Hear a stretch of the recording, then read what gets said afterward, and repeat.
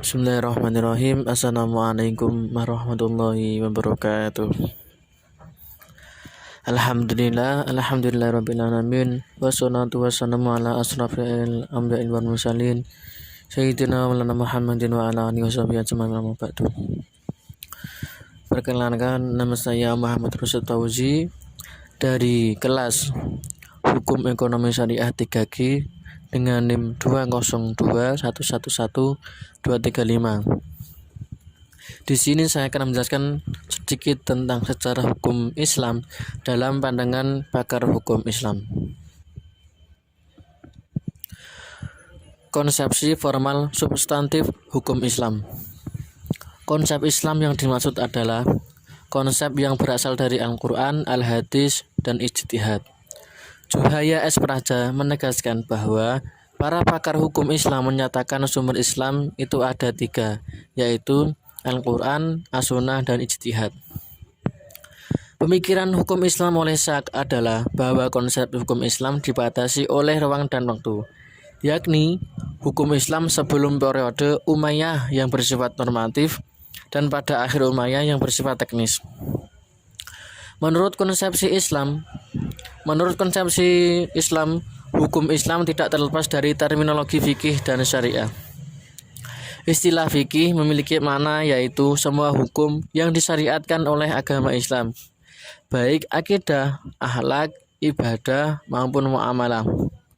Abu Hanifah mendefinisikan fikih sebagai pengetahuan tentang hak-hak dan kewajiban manusia. Menurut batasan para ulama usul fikih, seperti yang dikemukakan oleh Asy-Syarazi dalam Al-Luma fikih adalah al-ilmu bi ahkamis syariatil alamiyati bil istidlal.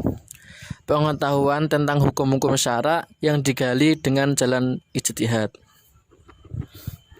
Menurut para fuqaha mengandung 2 pengertian. Pertama, fikih memelihara masalah-masalah hukum syara yang praktis. Yang kedua, fikih adalah kumpulan hukum syara. Sedangkan syariah adalah konsep substansial dari seluruh ajaran Islam, meliputi aspek keyakinan, moral, dan hukum. Sementara fikih merupakan upaya untuk memahami ajaran Islam tersebut. Konsep hukum Islam dalam pandangan Syak merujuk pada hukum dalam arti tata hukum, keputusan pejabat, petugas, proses pemerintahan, perilaku yang teratur dan ajak. Konsep ini jelas berbeda dengan konsep hukum Islam.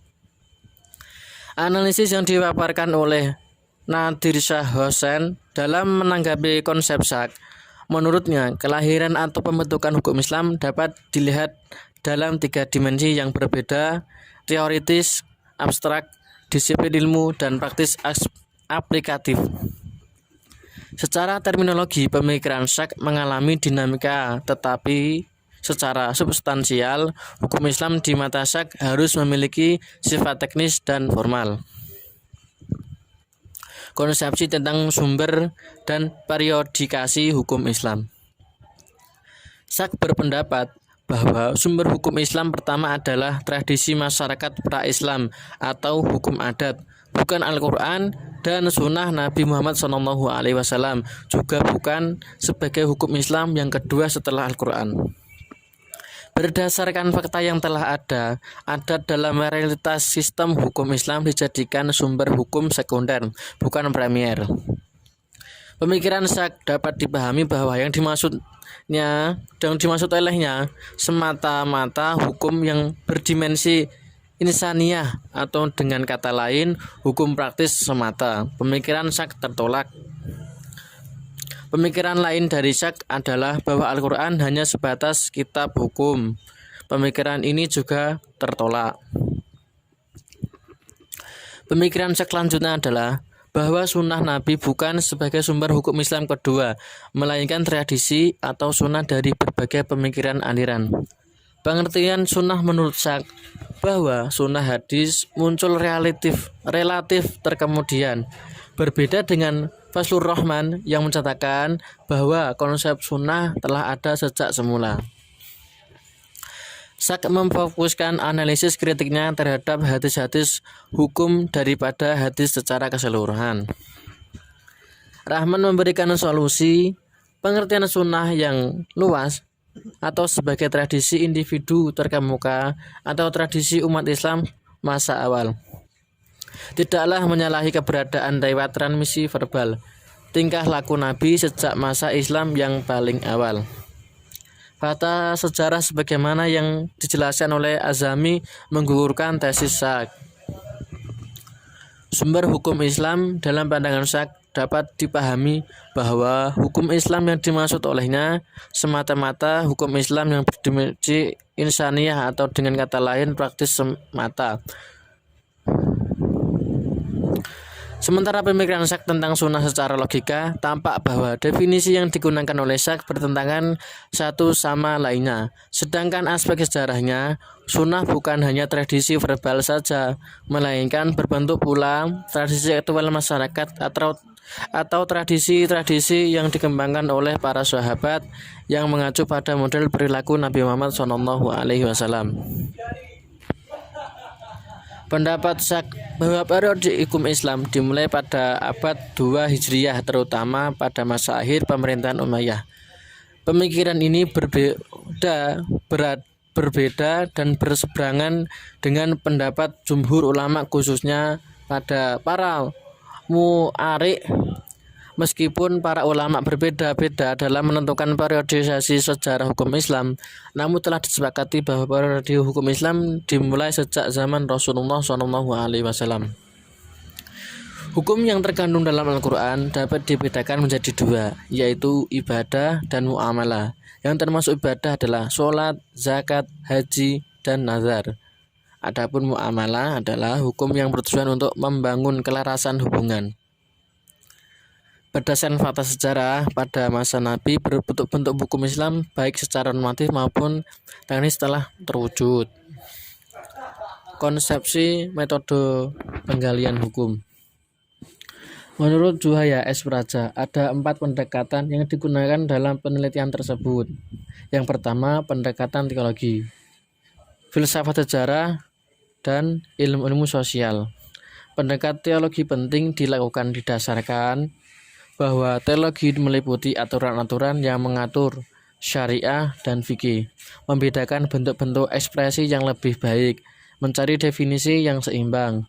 Suatu kegiatan yang dicurahkan pada dunia ini suatu refleksi ketuhanan, menentukan secara jelas dan koheren mungkin arti dan implikasi makna-makna yang terkandung dalam hukumnya. Pendekatan teologi ini diabaikan oleh Sak.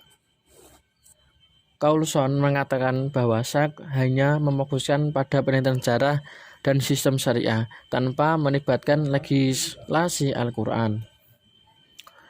Pendekatan lainnya adalah pendekatan filsafat. Filsafat hukum Islam memiliki objek baik teoritis maupun praktis. Kegunaan filsafat hukum Islam terhadap penelitian hukum Islam adalah menjelaskan dan memberikan pengetahuan hukum Islam secara utuh kepada yang mengkajinya. Menganalisis pemikiran Sak dengan kedua pendekatan tersebut, di satu sisi Sak menggali istilah-istilah hukum dari segi bahasa secara umum. Di sisi lain, ia melupakan pendekatan bahasa terhadap istilah-istilah syariah dan fikih. Metode kedua yang digunakan oleh Sak adalah metode sosiologi hukum Max Weber. Sak membedakan antara hukum publik dan hukum perdata, hukum positif dan hukum alam, serta hukum objektif dan hukum subjektif. Ia hanya memfokuskan pada teori pembedaan tersebut, padahal pembedaan formal dan material penting dilakukan karena hukum Islam memiliki hukum formal, yaitu sumber hukum Islam, dan hukum materialnya atau sistem kepercayaan yang dianut oleh masyarakat Muslim. Metodologi sosiologi hukum yang digunakan oleh Sak dalam menggali hukum Islam dari suatu sisi memberikan nilai manfaat terhadap substansi hukum dan realitas masyarakat. Tetapi di sisi lain pemikiran Sak ini mengarah pada penilaian hukum secara maksimal. Metode yang lain yang digunakan oleh Sak adalah metode sejarah. Di sini pemikiran Sachs dipengaruhi oleh Friedrich Carl von Savigny tahun 1779 sampai 1961. Tokoh terkemuka mazhab sejarah menanggapi metode yang digunakan oleh Sachs. Surjono Sukanto berpendapat bahwa kelemahan pokok dari mazhab sejarah terletak pada konsepnya mengenai kesadaran hukum yang sangat abstrak. Juhaya S. Praja mengatakan bahwa sejarah memang penting dalam menggali fakta dan nilai yang hidup di masyarakat. Namun pada akhirnya sejarah harus berbicara fakta yang dengan sendirinya nilai-nilai jadi terabaikan. Meskipun demikian sejarah penting dilakukan untuk mengetahui latar belakang dikeluarkannya hukum tersebut. Mungkin itu saja yang bisa saya sampaikan. Semoga ada manfaatnya. Kurang lebihnya mohon maaf. Wassalamualaikum warahmatullahi wabarakatuh.